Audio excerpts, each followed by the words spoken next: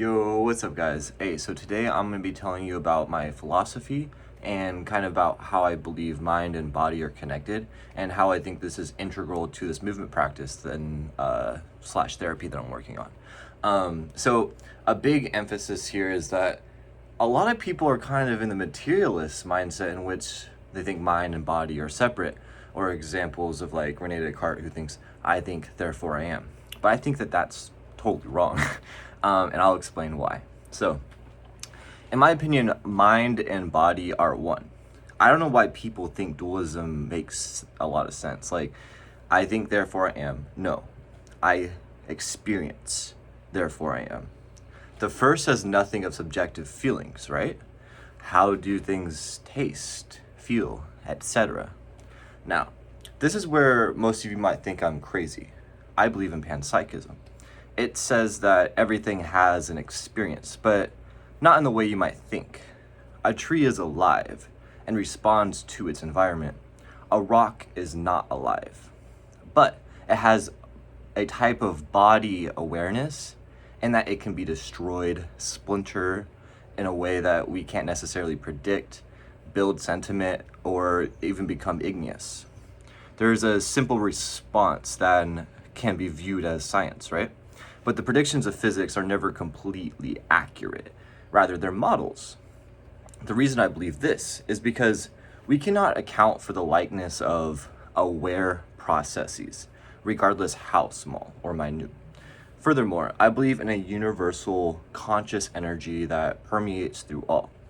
Furthermore, so if rocks aren't alive, but the universe is, and a rock is a perfect representation of the cosmos, as are we, perfectly imperfect with varying degrees of awareness, and awareness is what we can treat it as. At a certain point, the awareness no longer is alive, but rather like a tuning fork responding to the ebb and flow. And so I think a lot of people might think experience has to be tied to living, but in my definition, I wouldn't say so. I would say experience is more of the subjective response to stimuli. And so the biggest problem I've ran into with this theory of panpsychism is a combination problem, right?